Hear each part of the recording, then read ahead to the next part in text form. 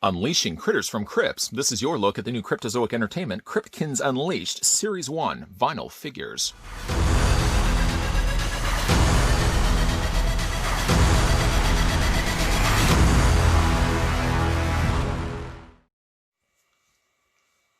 I'd like to thank the folks over at Cryptozoic Entertainment that provided samples of the Cryptkins that we're having a look at in this review. They were nice enough to send over 4 of the possible 8 that are available from Series 1. And before we get down to looking at each of them individually, and I'll also bring in the box to show you guys the remaining 4, the first thing I figured we would do is just actually figure out how tall they stand. Now, I have grouped them by their height. So Bob and Chupacabra, for example, are about the same height to one another, but they are slightly shorter than the Cthulhu and Nessie on this side. So go ahead and take the tape measure. We're going to measure off to the very top of Bob's horn. Just love the idea that they called him Bob, which is roughly about the same height, again, as the Chupacabra. Bob is roughly 4.2 inches in height.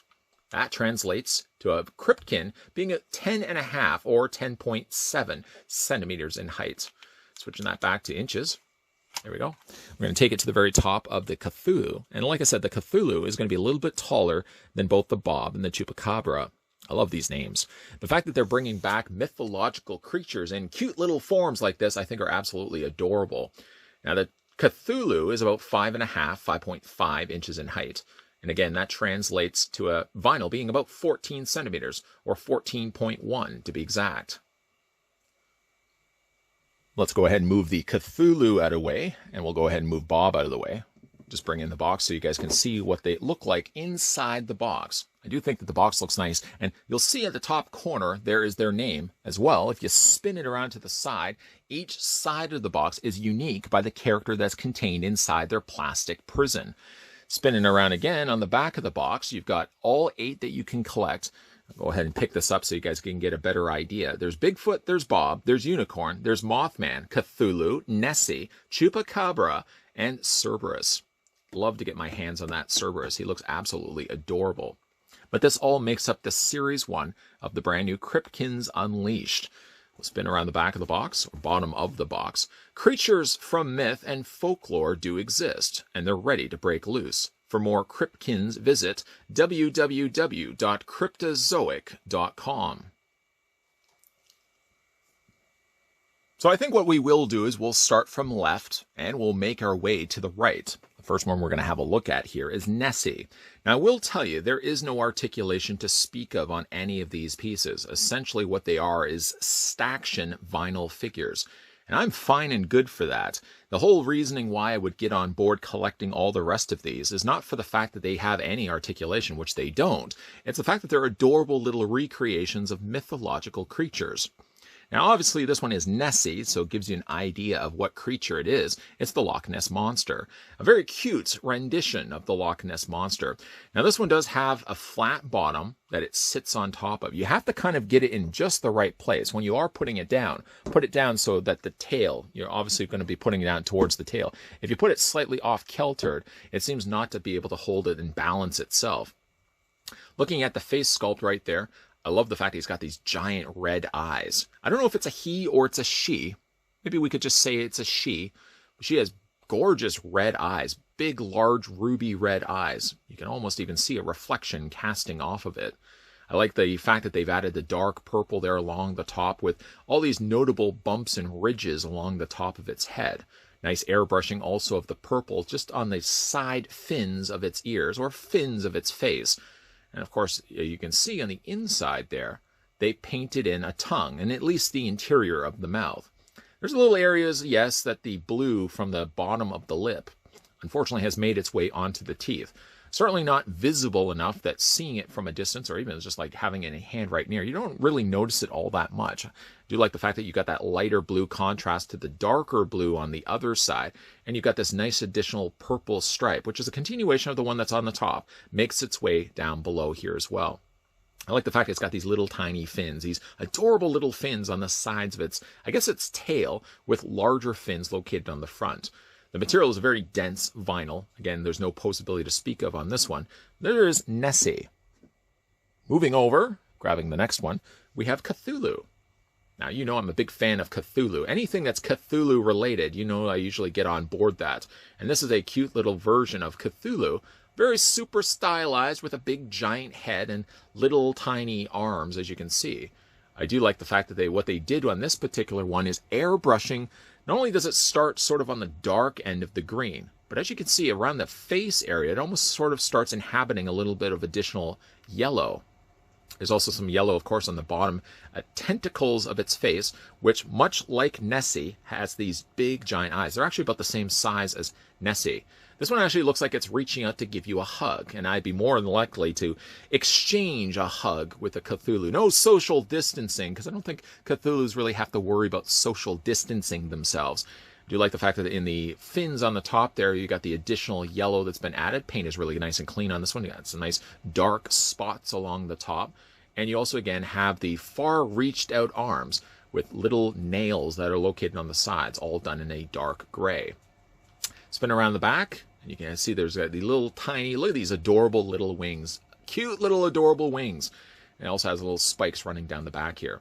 Again, these all have some good solid weight and feel to them, being that they're all, again, comprised of vinyl. Up next, we're going to be having a look at Bob. Now, is it safe to assume that Bob is the devil himself? That his last name is Satan and his first name is Bob? If that's the case, that changes everything. I always thought that Satan was his only name, like pop singer Star Seal. And yet, in this case, the devil's first name is Bob. I could be completely incorrect by all the statement I just made, that anybody more knowledgeable on mythological creatures could chime in and tell me that Bob is in fact a different character altogether. But based on the way he's dressed and the fact that he's got a skull head, I'm going to assume it's Satan, and we're going to go ahead and run with that. As for the way he's dressed, you could say he's dressed to the nines. He's got himself a nice charcoal suit, tailored and fitted to his body.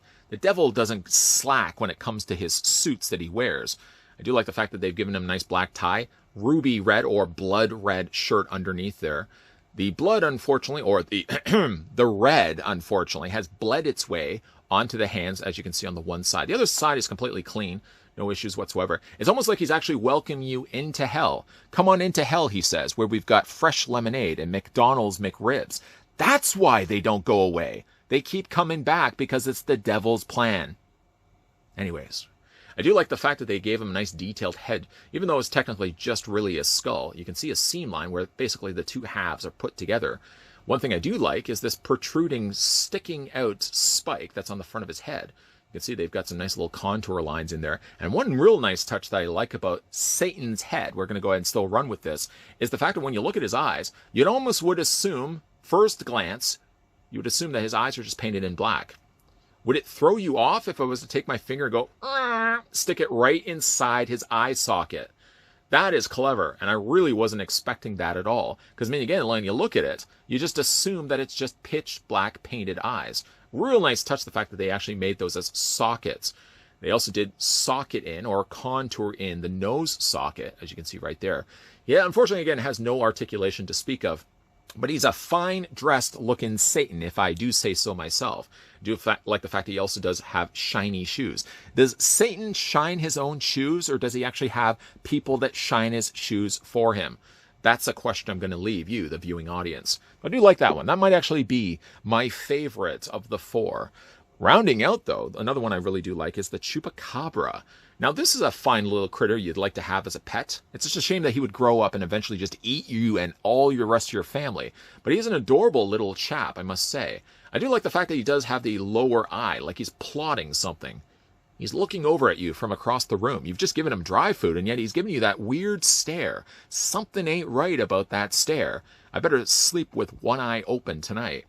I do like the fact that they've given him a nice dark color. It's not quite the same color as the Cthulhu. It's actually a much more darker variety with these protrusions of gold spikes sticking out from its head and along his body as well. I do like the fact he's got the little teeth there as well, sticking up. Kind of looks like a little bulldog. Just a more sinister looking bulldog. And like with all the other pieces of releases, actually just before that, he's got some nice airbrushing on the underbelly there as well. But all like the other pieces we've looked at, there's some substantial weight to this. I almost kind of feel like Chupacabra might be the heaviest of the batch, even though he's technically one of the smallest. I do really think that these are fun pieces. I've always been a big fan of mythological creatures myself, so the idea of getting more cute little vinyl figures of them is certainly right up my alley. Again, a big thank you to the folks over at Cryptozoic Entertainment that provided the samples of the brand new Cryptkins Unleashed. You can collect all 8 of part of Wave 1, but they were nice enough to send over 4 that we could have a look at in this review.